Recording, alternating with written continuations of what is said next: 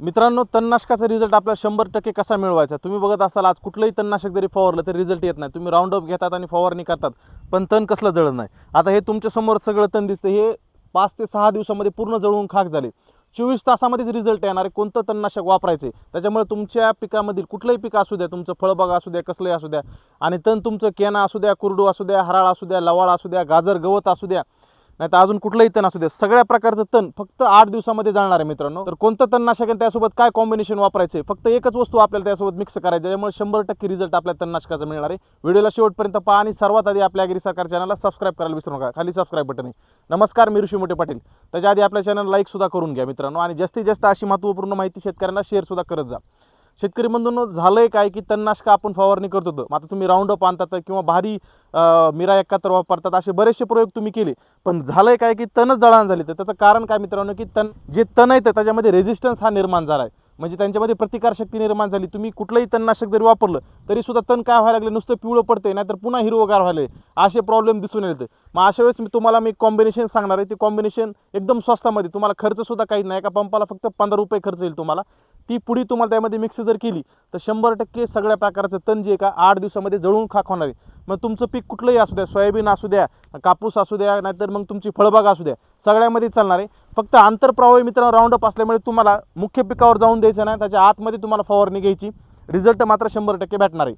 मित्रांनो, व्हायचं काय की आपण सुरुवातीला राऊंडअपचा वापर करायचो आणि नुसत्या राऊंडअपमुळे कुठलंच तण आता जळाना झाले. राऊंडअपचा आता बऱ्याच जणांचा म्हणणं आले की राऊंडअपचा रिझल्ट कमी झाला आहे, तर तसा रिझल्ट कमी झाला नाही मित्रांनो. झालाय काय प्रॉब्लेम, तणामध्ये रेझिस्टन्स आहे तो निर्माण झाला आहे, आणि रेझिस्टन्स निर्माण झाल्यामुळे काय झाले, जी जुने तण येतं, जे मोठाले तण आहेत, हे जळाना झाले. तर बारीक सारीक तण जळायला येतं, पण मोठाले तण पुन्हा हिरवेगार व्हायला येतं, नुसतेच पिवळे पडायला येतं.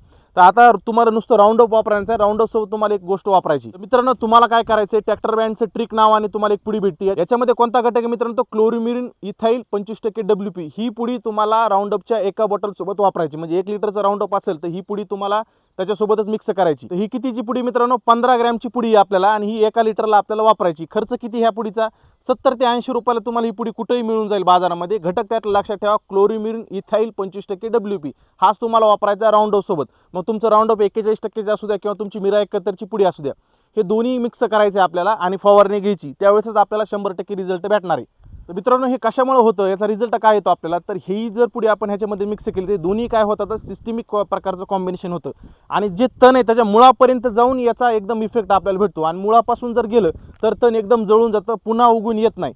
आता महत्त्वाची गोष्ट मित्रांनो, ह्याचं कॉम्बिनेशन आपल्याला कसं वापरायचं आहे बघा. एक लिक्विड आहे आणि एक पावडर आहे. एखाद्या वेळेस काय होतं, आपण चुकीचं कॉम्बिनेशन वापरतो आणि मिक्स करताना आधी पुडी टाकतो किंवा नंतर राऊंडअप टाकतो. मग अशा वेळेस काय होतं की औषध फुटण्याची भीती राहते, रिझल्ट आपल्याला येत नाही. मी तुम्हाला आता ह्याची टँक मिक्स म्हणजे कॉम्बिनेशन कसं करायचं ते सांगणार आहे. त्याप्रमाणे तुम्ही मिक्स करून फवारणी घ्यायची. सर्वात आधी काय करायचं मित्रांनो, तुम्हाला एक बकेट घ्यायची. त्या बकेटमध्ये पाणी टाकून त्याच्यामध्ये ही पुडी मिक्स करायची, क्लोरीमिन इथाईल 25% WPची. ही मिक्स केल्यानंतर ही चांगली विरघळून द्यायची. पाणी एकदम शांत ज्यावेळेस होईल त्याच्यानंतर त्याच्यामध्ये तुम्हाला काय करायचं आहे, राऊंडअप टाकायचं. म्हणजे ग्लायफोसेट 41% किंवा तुमची मिरा 71ची पुडी असू दे, ही तुम्हाला त्यामध्ये मिक्स करायची. दोन्ही मिक्स करून घेतल्यानंतर चांगलं त्यामध्ये तुम्हाला सिलिकॉनचं स्टिकर टाकायचं, आणि हे कॉम्बिनेशन मिक्स करून घेतल्यानंतर तुम्हाला पंपामध्ये टाकायचं. तरच औषध फुटणार नाही आणि आपला रिझल्ट जो आहे तो 100% मिळणार आहे. तरीसुद्धा मित्रांनो काय होतं की शेतकऱ्याच्या मनामध्ये भीती राहते की आम्ही हे कॉम्बिनेशन जरी वापरलं तरीसुद्धा तण जळणार आहे का नाही. 100% मित्रांनो, तण 100% जळणार आहे. फक्त तुम्हाला 3 अटी ज्या आहेत त्या पाळायच्या आहेत. ह्या 3 अटी जर तुम्ही काळजी घेतली तर तुम्हाला तणनाशकाचा रिझल्ट जो आहे तो चांगला भेटणार आहे. पहिली अट काय, जमिनीमध्ये आपल्याला ओल चांगली पाहिजे. ओल चांगली म्हणजे काय की पार चिखलच नाही पाहिजे, वापसा कंडिशन पाहिजे. वापसा कंडिशन म्हणजे काय, ही अशी मोकळी माती, पण मातीचा मुटका हा झाला पाहिजे, चिखल नसला पाहिजे, किंवा एकदमच कोरडं जर असेल जमीन तर आपल्याला रिझल्ट येत नाही. लक्षात ठेवा, जमिनीमध्ये जर चांगली ओल असेल तर आपला रिझल्ट जो आहे तो 100% ह्या दोन्ही, ही पुडीचा आणि ह्या राऊंडअपचा मिक्स करून भेटणार आहे. आता मित्रांनो, दुसरी अट काय आहे, तर आपल्याला पाण्याचा जो सामू आहे तो 5 ते 5.5च पाहिजे. म्हणजे पाण्याचा pH आपल्याला 5 ते 5.5 असेल आणि पाणी जर स्वच्छ असेल तर आपला रिझल्ट जो आहे तो चांगला मिळणार आहे. गढूळ पाणी असेल रिझल्ट भेटणार नाही. दुसरी महत्त्वाची गोष्ट, एकदमच क्षारयुक्त पाणी असेल बोरचं तर तुम्हाला रिझल्ट भेटणार नाही. त्यामुळे पाणी स्वच्छ वापरा आणि पाण्याचा जो pH आहे हा 5 ते 5.5च पाहिजे. ही दुसरी आणि महत्त्वाची अट आहे. आता तिसरी अट काय मित्रांनो, तणनाशकाचा रिझल्ट जर आपल्याला आणायचा असेल तर आता इथून पाठीमागं तुम्ही काय करता, त्यामध्ये युरिया मिक्स करतात, कुणी लिंबू पिळत होतं, कुणी मीठ टाकत होतं, तर असले प्रयोग करायचे नाही. तुम्हाला साधं स्टिकर सुद्धा वापरायचं नाही, जे पहिले स्टिकर येत होते.